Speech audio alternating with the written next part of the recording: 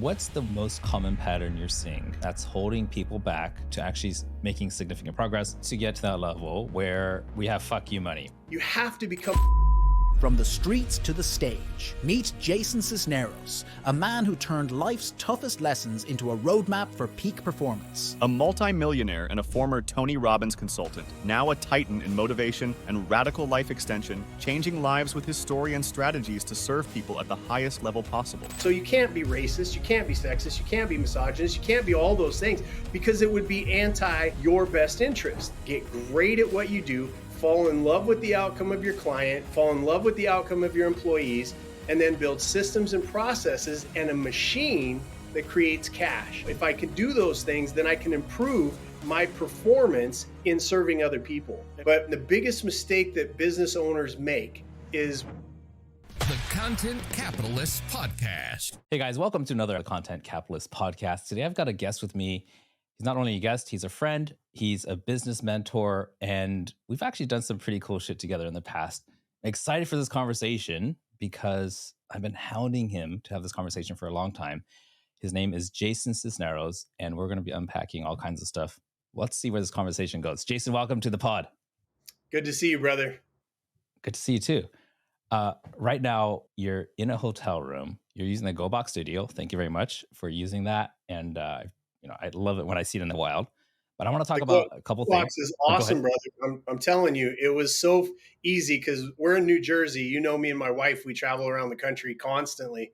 And it was so nice to go, okay, where's the nearest hotel? I've got to do the recording with Ken. And we just boom, boom, boom, boom, boom. And all of a sudden, I've got this studio that makes me look handsome. It does. Here we are. It does. Well, and I think that you're going to be creating a lot more on this, especially you just mentioned you're traveling with your wife. You got the 2 wireless mics, and then you could have a traveling Jay and Emily show, and that'll be, that's it. You're golden. Everybody that is watching this needs to get a GoBox. I'm telling you right now. It's awesome. It does work. Okay. I usually bring people on here who have established businesses. They're spinning off at least $1 million a year, and they're also creating content somewhere. When I first started working with you, you were working on building a brand around being a comedian. Can you tell me why content around comedy was important for you at that time? Yeah, absolutely. Well, I'll tell you the reason why I thought I was going to do comedy, and then the reason why the actual result of me doing comedy. So the reason why I wanted to do comedy was because I was looking around. Obviously, I've been on stages my entire life. I've been in front of thousands of people around the world.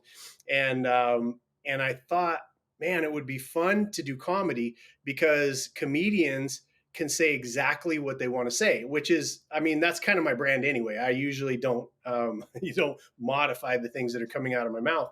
But I thought, man, what a great way as I look back through history and I think about the comedians that really shifted. Like they came along when there was a shift in society or a culture. And, you can go back through and think about all of the great comedians and where they were and what was going on in the country. And so I wanted to be able to say the things that I wanted to say. And honestly, the whole reason was because comedians can say whatever they want. Well, this was back in the day. Comedians now are getting canceled, which is a whole other rabbit hole we can go down. But there's also a pushback, and people are starting to get that, hey, maybe this is a healthy thing. And I think that mainstream is starting to accept that it's a healthy thing to allow that type of dialogue. Are you seeing that too in your environment? Yeah, I am. And I'm seeing it in a way that comedians, real quality comedians that take their craft seriously, are canaries in the coal mine.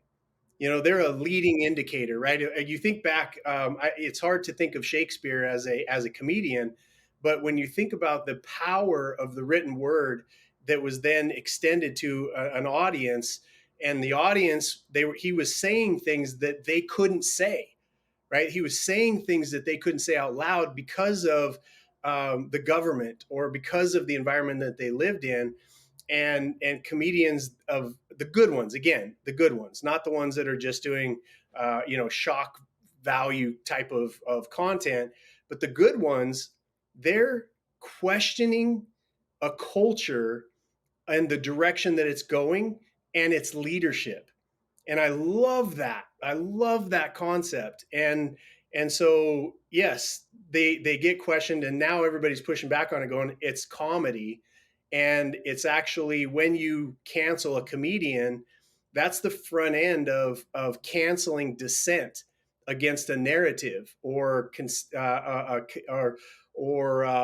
your First Amendment rights here in the United States, which we hold so dear. So many people have died and bled for.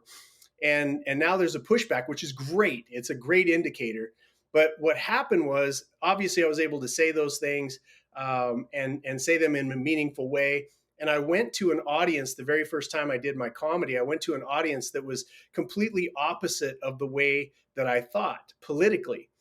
And I did the comedy, and they were all laughing, which meant that there was a connection and a community of, regardless of what side of the political aisle you're on, that truth speaks to the heart. And the other benefit that I got out of it was, I've been doing speaking for years and years around the world, and I can speak for 15 hours in a row if I'm asked to. But what comedy did was it forced me to think in sentences and to think about the outcome on the other end of that communication with the audience to elicit a laugh, right? And you're talking about a condensed amount of time, 15 minutes or 10 minutes or 5 minutes or whatever it is, that you have to get rolling and say a lot of things and elicit a laugh. And so anyways, I studied the art of comedy, and it really sharpened up my stage presentations when I'm talking about business, or when I'm talking about anti-trafficking, or when I'm talking about anything. It really sharpened up my ability to be able to perform. So whether you want to be a comedian or not, I would highly suggest studying it, maybe going doing a few open mics. It's very, very valuable. For me, when I watch comedy and I think, hey, I could do that, I think my biggest struggle would be to hold that deadpan face after delivering a joke. That I can't do that. I laugh at my own shit, or when people laugh, I end up laughing. Well, my wife will tell you that I laugh at my stuff more than anybody else does. So. Okay.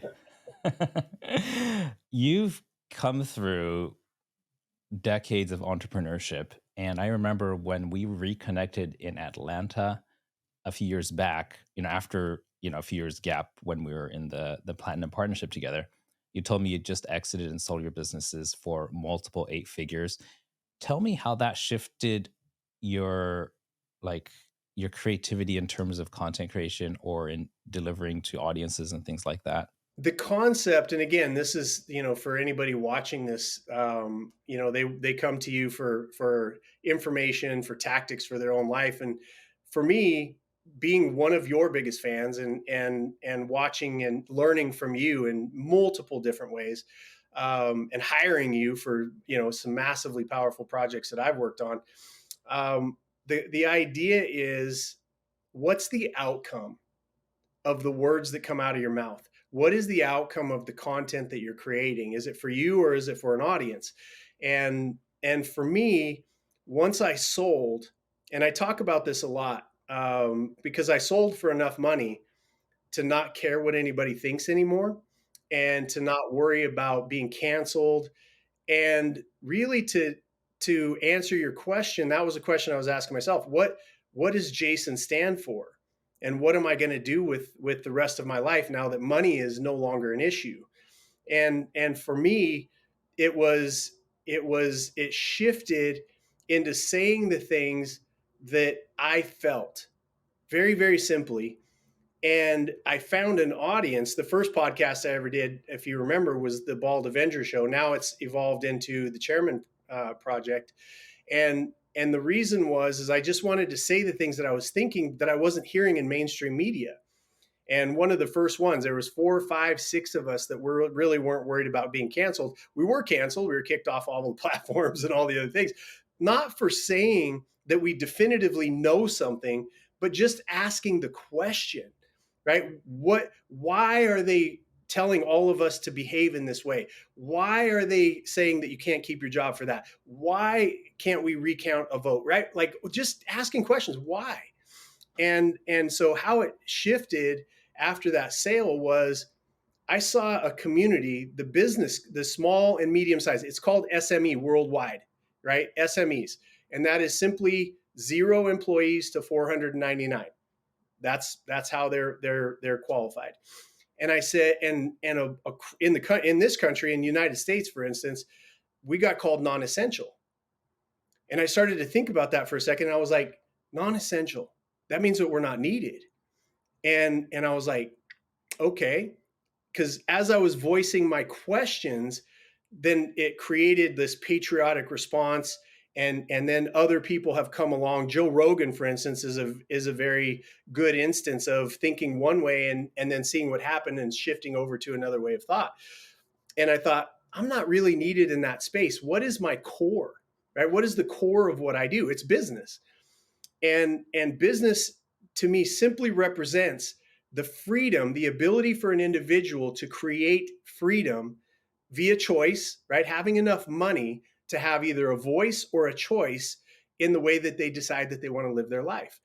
And I saw an entire 33 million in the United States, 33 million SMEs get called non-essential all at once. And that's me. I mean, that was me. I started in small business, and it grew obviously to multiple small businesses, which I was then able to exit very successfully in 2019. But I thought to myself, how many of us are there? And I started to ask that question, 33 million. And I started to think non-essential. Okay, how much does that community, my community, people that are risking everything, dialing in, throwing all their money in on a red number 7 in a game that 95% of people throughout history lose and only 5% win. 95% of companies go out of business within 10 years. And I said, how non-essential are we? And I found out we're doing 60% of the GDP of the United States of America, 60%, and 60% of the hiring. And I thought to myself, how in the world, even if you're Apple at $1 trillion, right? How in the world are you saying 60% of the GDP is non-essential? And then I was like, okay, cool. I know that Apple has people that represent them in Washington, D.C. And I said, who's representing the small business communities? And nobody was. And I thought, you know what? That's enough for me, because I got really close to buying my own island and saying, I'm out of here, peace, I'm good. I'm going to go right for the rest of my life. And I said, that's a fight worth having, because no matter what war you ever think about, Braveheart, right? Oh, all the cheering and the chest thumping and all this other kind of stuff. Every war has been won and lost at the bank. And the war that we fight in America specifically is freedom. And that freedom has, which nobody talks about, is economic in nature, right? It's economic in nature. So my content shifted over to the Chairman Project, because a chairman simply says you elevate yourself above your business. You can still make money, and you put processes, procedures, you build teams, you innovate, you bring new things to the market, you bring all that stuff to the market, but you elevate yourself above it so that you can then go do it again, or go do charity, or go sail the planet, whatever. You ultimately buy your freedom. And I thought, man, nobody's talking about this. I need to go speak on this nature.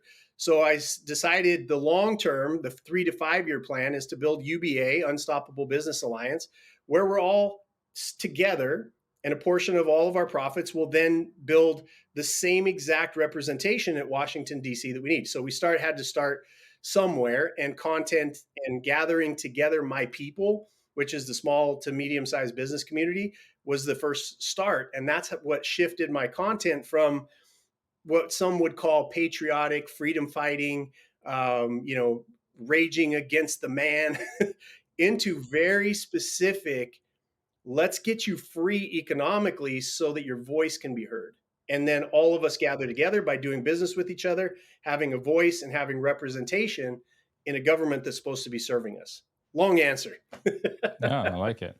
I kind of feel like I don't know about you, but when I hear about unions unionizing and trying to control a corporation from inside, I feel like this is a step up, where it's the SMEs unionizing and then having an influence in the government. Is that kind of how you see this happening? Like, if enough businesses get together, then we can shift things in the US? so the idea we have really recent examples of what I'm talking about, because when you're looking at Venezuela, for instance, who used to be the number three economy in the entire world, well, they shifted over into a form of communism, and the small businesses were crushed. And what happened was big industries like their media, their oil, they would take out the people that were running them effectively, and they would replace them with like a cousin Ed, for instance. And they would replace them, and they didn't know anything about the industry, and all they did was raid the bank account until finally those companies failed.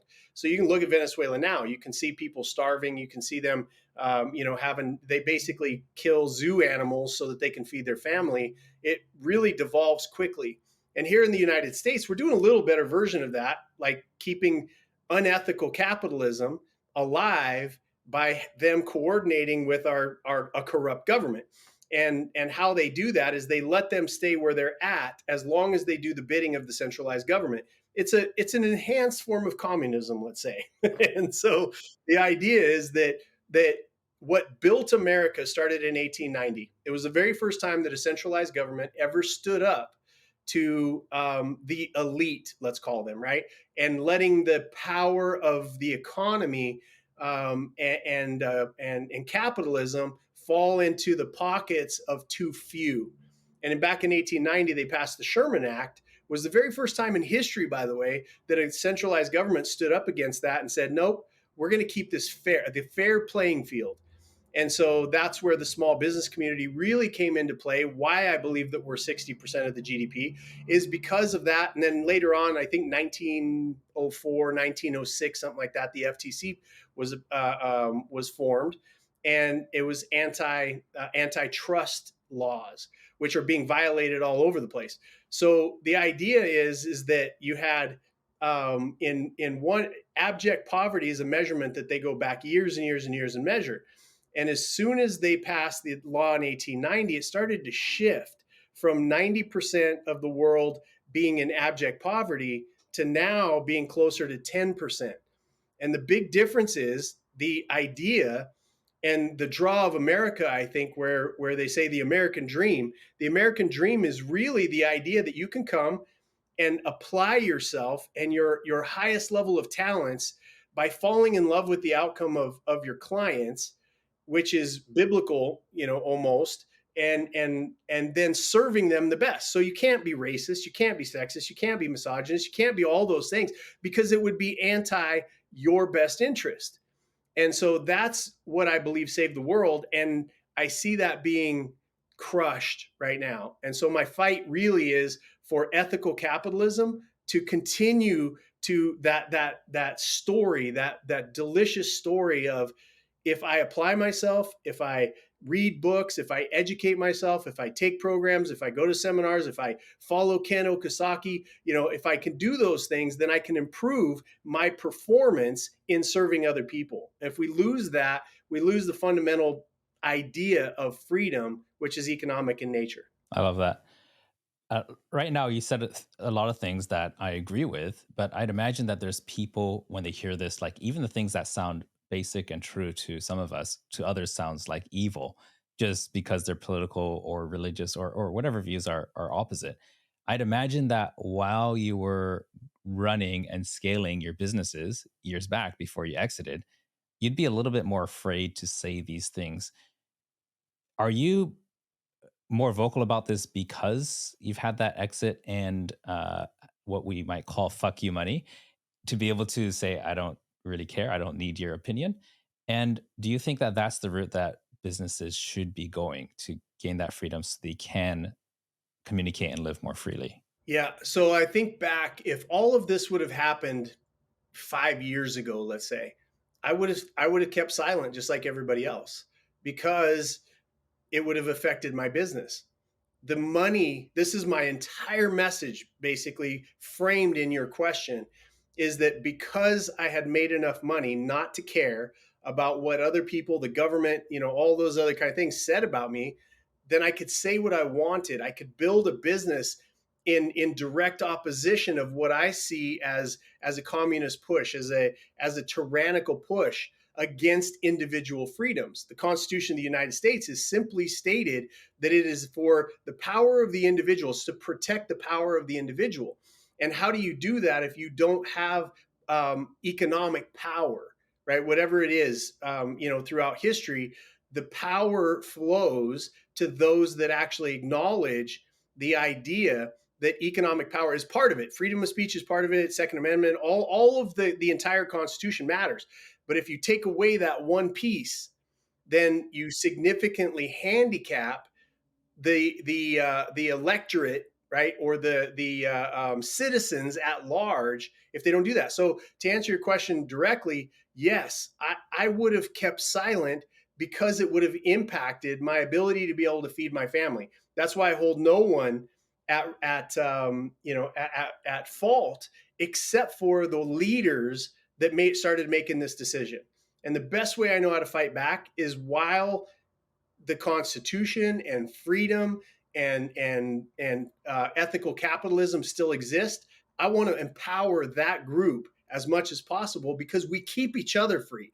I say it quite often on my podcast, The Chairman Project. I say, listen, we need to do business with each other. Stop doing it with these multinationals, these people that are coordinating with centralized governments. Start doing business with each other, right? Whether you follow me, whether you buy anything from my consulting company, Anton J, whether you get the growth course, whatever it is, which is the only two things I have to sell these days.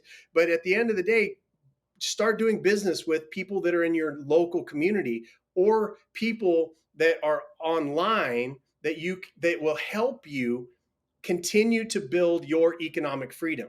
So yes, I was asked this question only one other time on one other podcast, and I had to think about it at that point in time to say, would I have still been as rambunctious as I am? Would I have still been as outspoken? The answer is absolutely not, because I hadn't built that economic power to be able to say, I'm going to say whatever I want, and I'm going to say things in the best interest of my community, which happens to be the small to mid-sized companies out there, that I wouldn't have had the strength to be able to do that. I would have had to follow along with the narrative to make sure that cash flow continued so that I could support my family. So what do you advise people in that SME space right now? Like, for example, me, I have less than 500 employees, but I'm in Japan, obviously. But businesses around my size, and personally, I do have my views, but I don't talk about politics. I talk about content creation. I talk about, equipment and things that have to do with my profession. Yet I do have views, and I just don't go there because I don't need the drama. Or maybe there's a part of me that's a little bit scared of scaring a bunch of people off. What kind of content should that person be creating? It's a great question. That for anybody that wants to know, there was a forensic breakdown in the Gulag Archipelago that was Alexander Solzhenitsyn, and it's 3 books that are this thick, right? There's 3 solid books, and it's a forensic breakdown of what happened in Russia. The fact that you just said, I'm afraid to say my views because it might affect my income. That's what led to Hitler. That's what led to the gulags in Russia. That because people want to keep their mouth closed so that they can continue to make their money. And eventually you keep your mouth so closed for so long that eventually all of your freedoms are taken away, and you have no choice but to follow the narrative and to follow the rules. And so my advice nowadays, like to somebody, like I'm speaking to myself before I sold, for instance, the answer is don't get involved in politics, right? Don't speak your voice, but have your outcomes be to serve your community at a super high level, which is exactly what you do, Ken. Day in and day out, I watch your posts, I watch your Instagram, I all that kind of stuff. I've obviously hired you to help me with some different projects, and I would say to people, stay focused. My job, where I've put myself, is to become a freedom fighter, right? Every piece of work that I do, whether it's rescuing kids that are being trafficked in the sex trade, or anti-domestic violence, or Feed a Billion, whatever it is, is an act of rebellion because I was able to create that freedom for myself. Now, everybody can do that because we still have this tool. And I don't care if you're in Japan, by the way, I want to make sure that you understand freedom and the soul's desire to be able to be sovereign in their actions and to be able to control the destiny of their own life is a human condition, not an American one, a human condition. So whether you're in Japan or whether you're in Russia or whether you're in China, wherever you are, this is the idea that feeds the soul for us to become better human beings. And so what I tell people nowadays, what would be my advice for people that are worried about it, do what you do. I'm out here fighting. And then, come follow the Chairman Project podcast. I do it live Saturday, 9 a.m. to 10:30 a.m. Eastern Standard Time on X at the J Sisneros on X every single Saturday. And I speak for an hour on content and then a live Q&A for 30 minutes. And we have people from all around the world that are coming in and fight so that you get to a place where you are now economically free, and then talk about the things that you believe and fight the fight that you want to for freedom. Whether, again, I don't care what side. I'm not Republican or Democrat. I don't really care. What I care about is retaining sovereignty for the individual. And you can do that once you reach your end game. And so there's the answer to your question is every business owner should have an end game that has numbers attached to it. I have a house that's paid off. I have a car that's paid off. I have money in the bank for my kids. I've got 5 years of income spinning off from some sort of investment somewhere, and then you're free. Everybody that I watch on the internet, and you know this because you're heavily involved in Instagram, they're like, I have a car and I have a jet and I have a big house and all this other kind of stuff. Those people are broke. They're broke at a higher level, and it's beautiful for now, right? There's so many companies that are walking dead. There's so many people that are out there flaunting their wealth that you'll read about in a year or 6 months or 3 years or 5 years that you'll find out they were doing things wrong. And now they're either in jail or they're broke or they're bankrupt or whatever it is. If you build on solid, ethical business strategies, then you eventually will free yourself if you have your end game. Your end game is you specific. It's not my goal. It's not Ken's goal. It's not anybody else's goal. It's your goal to where you have total and complete freedom of choice because you've economically positioned yourself to be so. And so get yourself to that place. Don't play politics. Don't get involved. Don't post memes, all that other kind of stuff where you possibly could alienate 50% of your audience. Talk about what you do, get great at what you do, fall in love with the outcome of your client, fall in love with the outcome of your employees, and then build systems and processes and a machine that creates cash without you being present. That's the best advice I could give any small business owner right now. I'll fight the fight. And there's a few of us that are out there, and UBA, join us, because that's going to be the thing that we're building towards that freedom. But until then, keep it on your, fall in love. Make people, there's only a reason. Let me say this, Ken, and then I'll pass it back over to you. But there's only 3 reasons that your business exists in the first place. Number 1, make people money. Number 2, save people money. Number 3, radically improve their quality of life in a measurable way. Do that better than your competition. Do that better than anybody else out there. Free yourself economically, and then join me in the fight because you won't be worried about the backlash. You just gave us a masterclass right there. We're short on time, but there's something that really comes to mind for me. I think that myself and a lot of people like me want to get to that level where we have fuck you money, where we don't care if we're canceled or if nobody likes us because we've got ourselves, our families, and the rest of our lives taken care of financially. You've built several businesses and you've consulted on many, many people's businesses. What's the one most common pattern you're seeing that's holding people back from making that leap to go from where they've been stuck, wherever they are for a long time, to actually making significant progress so that they can actually go to that fuck you money level and be able to create the content that they are a little bit scared to do right now. What's that? I love What's the it. most common block that Yeah. you're seeing? The most common block is the lack of understanding, right? Hmm. Fuck you money is like, it's interesting because fuck you money is where you think you want to get to. And then when you get to that level, it's more like, okay, now I'm in a position. I believe the human condition is that we want to support, love, and lift other people up. And so the idea of like, and I was just like that, by the way. I was like, I'm going to make enough money, everybody can kiss my ass, blah, blah, blah. And when you get to that level, because of who you have to become a servant of other people.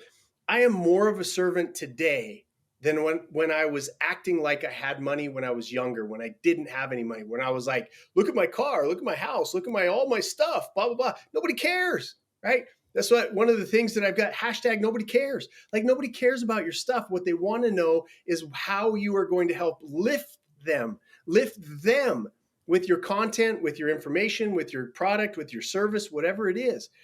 And so FU money becomes, how can I serve you money, right? How can I serve you? And when you make that shift, right, the concept of making that shift into how can I serve you, it expands into wanting to become a chairman, right? This is why I called it the Chairman Project. And the biggest mistake that business owners make is that they don't realize that they should be building a machine that creates cash. That cash should be stacked up to a place that reaches your end game. Okay, I've got a new book coming out. It's called builttoexit.biz, right? Go there, put your email address in, join the conversation, because at the end of the day, people are you want to build your business to exit. And there's three kinds of exit that I found in, throughout my history. One is you want to go from obligated to optional. Okay, that's number one. I love what I do. I never want to stop doing it, but you stop being obligated and now you're doing it because you love it. Number two is to get total time freedom, right? You can go start another business. You can start a charity. You can sail around the world with your wife, whatever it is that you want to. Or the third exit is sell your business. And so I discuss that all in the book and how you can do it. But the biggest mistake that business owners make is that they don't realize they're building a machine. They think it becomes an extension of who they are, right? I am not my business is not me, should be your mantra. Because I had a mentor tell me a long time ago, why would you love something that doesn't love you back? And that's your business, by the way, right? So if I'm going to build that, now that means that I have to be an architect, which happens to be my nickname in the business community is the architect. You have to be an architect, which to understand is that if you don't have assets, okay, and let me define what an asset is. An asset is a system, a process, technology, and people that produce a predictable outcome without the necessity of the business owner being present. That's an asset. And you can build that in sales, you can build that in operations, you can build that in finance, you can build that in culture, you can build it in all 40 areas of business. Most businesses are imitating a business. In other words, they have to be there. They have to make all the sales. They have to do the delivery of the product. They have to do all these kind of things because they don't have assets. They don't have they say, okay, cool. Here's how I get all my leads. And it's not predictable. It's not a system. It's like, I have to be the one doing it. And then those leads turn into being able to talk to your target audience. I have to be there to close them. Why wouldn't I build an asset that predictably closes 30% of the leads that come in? And then in operations, why wouldn't I have an asset that has people, technology, systems, processes that are built to be able to produce the outcome consistently and predictably that I say in my marketing and my sales? Right? Then into finance, how do I process that information? Most companies aren't operating on a 13-week rolling cash flow. I would say number one, in all things, if you don't have a 13-week rolling cash flow, you are imitating being a business. A builder knows that they're going to build an asset. They're going to build a process of procedure that includes technology, people, systems, and processes that produce an outcome for the client that they fell in love with their outcome consistently over time. That is not, that their time, energy, effort, presence is not necessary. So the biggest mistake is not understanding what owning a business actually is. They're imitating a business instead of being a real business, which means building assets that produce that outcome for their client. Does that make sense? It does, Jason. Thank you so much for that. I think that this conversation is the one with on the podcast so far that's had the most business directly actionable advice. I thank you for that. We do have to wrap this up. Jason, I feel like I want to follow up on this with you because there's so much more to unpack. Are you willing to come back on in, let's say, a month or so? Anytime, brother. I'd talk to you 100 times a month if I could. Okay. We'll definitely hook that up. Guys, we got to wrap this up. But for now, we're going to put all the links that Jason spoke about his book, about his courses, and also about his consulting. That's going to be in the podcast show notes if you're listening on the podcast. If you're watching on YouTube, check out the description. That's going to be there too. As always, the fact that you've listened or watched all the way to the end tells me that there's something about the guest, Jason, that was special, that grabbed your attention. So do me a favor and share this with somebody else who'd appreciate it the same way you did. Jason, thanks so much for being on the show. And for everybody else, I'll see you next week. I appreciate you, man. Everything that you do. You're important. Thank you. Thank you, brother. No hustle, worship here, we're a different breed. Action is what we got if action is what you need. Content capitalists, we're breaking the mold. Cause the old ways fade, new stories to be told. So content capitalists, get to the prize.